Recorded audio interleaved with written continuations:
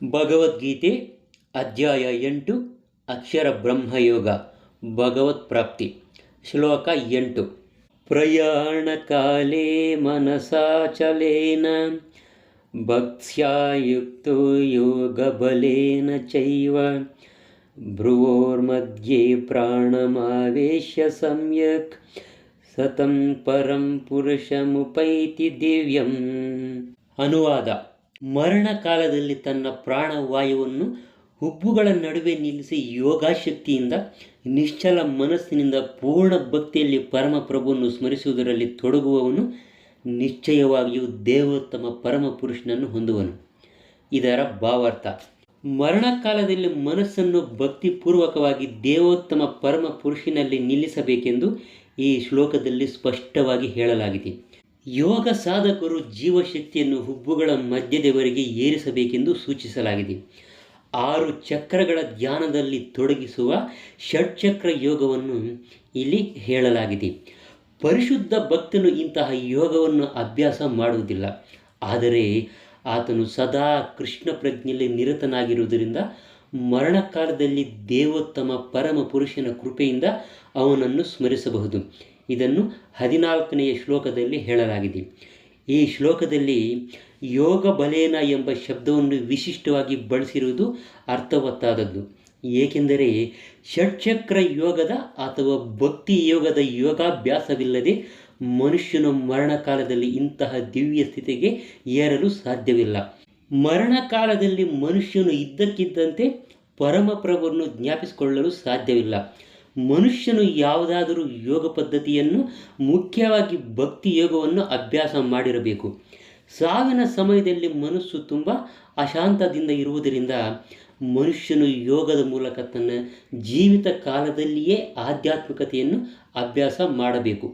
ಶ್ಲೋಕ 11 ಯದಕ್ಷರಂ ವೇದವಿದೋ ವದಂತಿ ವಿಶಂತಿ ಯತಯೋ ವೀತರಾಗಾಃ ಯದಿಚ್ಛಂತೋ ಬ್ರಹ್ಮಚರ್ಯಂ ಚರಂತಿ ತತ್ತೇ ಪದಂ ಸಂಗ್ರಹೇಣ ಪ್ರವಕ್ಷ್ಯೆ. ಅನುವಾದ: ವೇದಗಳಲ್ಲಿ ಪಾರಂಗತರು, ಓಂಕಾರವನ್ನು ಜಪಿಸುವವರು ಮತ್ತು ಸನ್ಯಾಸ ಸ್ವೀಕರಿಸಿದ ಮಹಾಯತಿಗಳಾದವರು ಬ್ರಹ್ಮನನ್ನು ಸೇರುತ್ತಾರೆ. ಇಂತಹ ಪರಿಪೂರ್ಣತೆಯನ್ನು ಬಯಸಿ ಮನುಷ್ಯನು ಬ್ರಹ್ಮಚರ್ಯವನ್ನು ಆಚರಿಸುತ್ತಾನೆ. ಮೋಕ್ಷವನ್ನು ಪಡೆಯಬಹುದಾದ ಈ ಪ್ರಕ್ರಿಯೆಯನ್ನು ನಾನು ನಿನಗೆ ಈಗ ಸಂಗ್ರಹವಾಗಿ ವಿವರಿಸುವೆನು ಅಂತ ಶ್ರೀಕೃಷ್ಣನು ಅರ್ಜುನನಿಗೆ ಹೇಳಿದನು. ಇದರ ಭಾವಾರ್ಥ: ಶ್ರೀಕೃಷ್ಣನು ಅರ್ಜುನನಿಗೆ ಷಟ್ಚಕ್ರ ಯೋಗವನ್ನು ಅಭ್ಯಾಸ ಮಾಡುವಂತೆ ಸಲಹೆ ಮಾಡಿದ್ದಾನೆ. ಈ ಯೋಗದಲ್ಲಿ ಸಾಧಕನು ಪ್ರಾಣವಾಯುವನ್ನು ಹುಬ್ಬುಗಳ ಮಧ್ಯೆ ನಿಲ್ಲಿಸುತ್ತಾನೆ. ಷಟ್ಚಕ್ರ ಯೋಗವನ್ನು ಅಭ್ಯಾಸ ಮಾಡುವುದು ಹೇಗೆ ಎನ್ನುವುದು ಅರ್ಜುನನಿಗೆ ತಿಳಿಯದೇ ಇರಬಹುದು ಎಂದು ಭಾವಿಸಿ ಪ್ರಭುವು ಮುಂದಿನ ಶ್ಲೋಕಗಳಲ್ಲಿ ಈ ಪ್ರಕ್ರಿಯೆಯನ್ನು ವಿವರಿಸುತ್ತಾನೆ. ಬ್ರಹ್ಮನ್ ಅದ್ವಿತೀಯವಾದರೂ ಅವನಿಗೆ ಹಲವು ಅಭಿವ್ಯಕ್ತಿಗಳು, ಲಕ್ಷಣಗಳು ಉಂಟು ಎಂದು ಪ್ರಭುವು ಹೇಳುತ್ತಾನೆ. ವಿಶೇಷವಾಗಿ ನಿರಾಕಾರವಾದಿಗಳಿಗೆ ಅಕ್ಷರ ಅಥವಾ ಓಂಕಾರವು ಬ್ರಹ್ಮನ್ನು ಒಂದೇ. ಕೃಷ್ಣನು ಇಲ್ಲಿ ಸನ್ಯಾಸಿ ಯತಿಗಳು ಪ್ರವೇಶಿಸುವ ನಿರಾಕಾರ ಬ್ರಹ್ಮನನ್ನು ವಿವರಿಸುತ್ತಾನೆ. ವೈದಿಕ ಶಿಕ್ಷಣ ಪದ್ಧತಿಯಲ್ಲಿ ವಿದ್ಯಾರ್ಥಿಗಳಿಗೆ ಪ್ರಾರಂಭದಿಂದ ಗುರುವಿನೊಂದಿಗೆ ಸಂಪೂರ್ಣ ಬ್ರಹ್ಮಚರ್ಯದಲ್ಲಿ ವಾಸಿಸುತ್ತಾ ಓಂಕಾರದ ಅನುಸಂಧಾನವನ್ನು ಮಾಡಲು ಮತ್ತು ಕಟ್ಟಕಡೆಯ ನಿರಾಕಾರ ಬ್ರಹ್ಮನನ್ನು ತಿಳಿದುಕೊಳ್ಳಲು ಹೇಳಿಕೊಡುತ್ತಾರೆ. ಈ ರೀತಿಯಲ್ಲಿ ಅವರು ಬ್ರಹ್ಮನ 2 ಲಕ್ಷಣಗಳನ್ನು ಸಾಕ್ಷಾತ್ಕಾರ ಮಾಡಿಕೊಳ್ಳುತ್ತಾರೆ. ಶಿಷ್ಯನು ಆಧ್ಯಾತ್ಮಿಕ ಬಾಳಿನಲ್ಲಿ ಮುಂದುವರಿಯಲು ಈ ಅಭ್ಯಾಸವು ಬಹಳ ಅಗತ್ಯವಾದದ್ದು.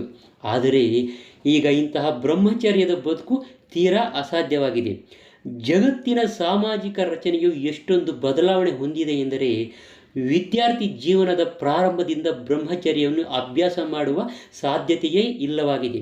ವಿದ್ಯೆಯ ಬೇರೆ ಬೇರೆ ವಿಭಾಗಗಳಿಗೆ ಜಗತ್ತಿನಾದ್ಯಂತ ಹಲವಾರು ಸಂಸ್ಥೆಗಳಿವೆ. ಆದರೆ ವಿದ್ಯಾರ್ಥಿಗಳಿಗೆ ಬ್ರಹ್ಮಚರ್ಯ ತತ್ವಗಳಲ್ಲಿ ಶಿಕ್ಷಣ ಕೊಡಲು ಮನ್ನಣೆ ಪಡೆದಂಥ ಸಂಸ್ಥೆಯೇ ಇಲ್ಲವಾಗಿದೆ. ಬ್ರಹ್ಮಚರ್ಯವನ್ನು ಪಾಲಿಸದಿದ್ದರೆ ಆಧ್ಯಾತ್ಮಿಕ ಜೀವನದಲ್ಲಿ ಪ್ರಗತಿಯನ್ನು ಸಾಧಿಸುವುದು ಬಹಳ ಕಷ್ಟ.